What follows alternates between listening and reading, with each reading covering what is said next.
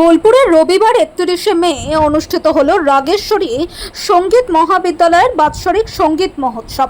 সঙ্গীত প্রেমী মানুষ, অভিভাবক ও ছাত্রছাত্রীদের উপস্থিতিতে অনুষ্ঠান ঘিরে উৎসবের আবহ তৈরি হয়। 2005 সাল থেকে রাগেশ্বরী সঙ্গীত মহাবিদ্যালয় এলাকার ছাত্রছাত্রীদের সঙ্গীত শিক্ষার মাধ্যমে সাংস্কৃতিক চর্চায় উৎসাহিত করে আসছে। বর্তমানে এই প্রতিষ্ঠানে প্রায় 70 থেকে 75 জন ছাত্রছাত্রী নিয়মিতভাবে সঙ্গীত শিক্ষা গ্রহণ করছে।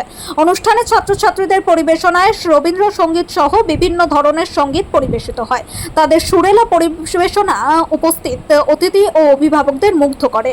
সঙ্গীতের আবহে গোটা অনুষ্ঠান প্রাঙ্গণে এক মনোরম ও প্রাণবন্ত পরিবেশের সৃষ্টি হয়। অনুষ্ঠানের উদ্যোক্তা শিবানন্দ গোস্বামী জানান, বর্তমান সময়ে মোবাইল ফোনকে শুধুমাত্র বিনোদনের মাধ্যম হিসেবে নয়, সঙ্গীত শিক্ষা ও জ্ঞান অর্জনের ক্ষেত্রেও ব্যবহার করা উচিত। তিনি বলেন, শিশুদের অতিরিক্ত গেম খেলার প্রবণতা ভবিষ্যতের জন্য ক্ষতিকর হতে পারে, তাই এ বিষয়ে অভিভাবকদের আরও সচেতন হওয়ার আহ্বান জানান তিনি। এই সঙ্গীত মহোৎসবকে কেন্দ্র করে ছাত্রছাত্রী ও অভিভাবকদের মধ্যে ছিল ব্যাপক উত্তেজনা ও উদ্দীপনা।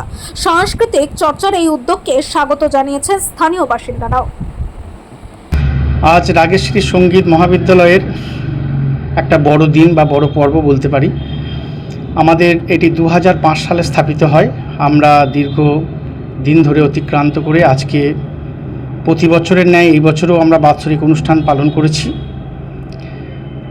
অবভিয়াসলি এগুলো আমার একার দ্বারা সম্ভব নয়। আমাদের সবথেকে বড় কথা, যিনি দলের সভাপতি অরবিন্দদা, আমাদের উৎপলদা, সুজিত, সুরেশ, আমাদের কোমলদা, আরও সব বিভিন্ন ব্যক্তিবর্গ আছেন, যাদের মারফতে আমাদের এই অনুষ্ঠানটি সারা বছর ধরে সুন্দরভাবে সুসম্পন্ন করা হয়।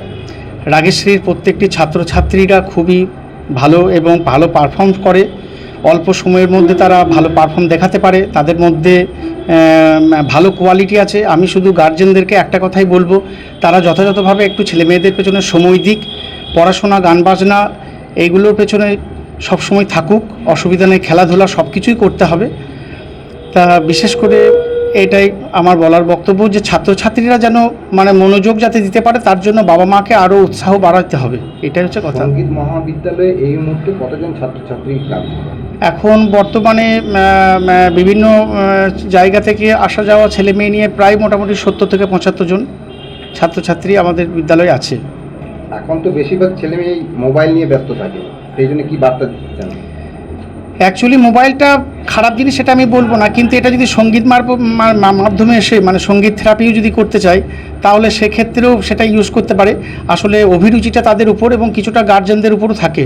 হ্যাঁ, অনেক গার্জেন যেমন আছেন, তারা মোবাইল হাতেই দেয়নি, কোনোদিন হাতে দেয় না, অথচ তারা সুসম্পন্নভাবে সুন্দরভাবে গান বাজনার উপরে মনোনিয়োগ হয়েছে। আবার কিছুজন গার্জেন আছে, ঠিক আছে, দায় সারানোর জন্য আর কি মোবাইলটা হাতে দিয়ে দেয়, তারা সারাদিন গেম খেলে। এরকম থাকে। রেসপন্স থাকাটা প্রত্যেক ছাত্রছাত্রীর আমার মনে হয় ভালো। সঙ্গীতের পেছনে হোক, পড়াশোনার পেছনে হোক, খেলাধুলার পেছনে হোক, যে কিছু পেছনেই একটা ভালো মহৎ উদ্দেশ্যের পেছনে যদি মোবাইলটা ব্যবহার করে, তাহলে অনেক ভালো হয়। আমার নাম শিবানন্দ গোস্বামী। আমি বোলপুর ত্রিশূলাপট্টি সবুজপল্লীতে থাকি।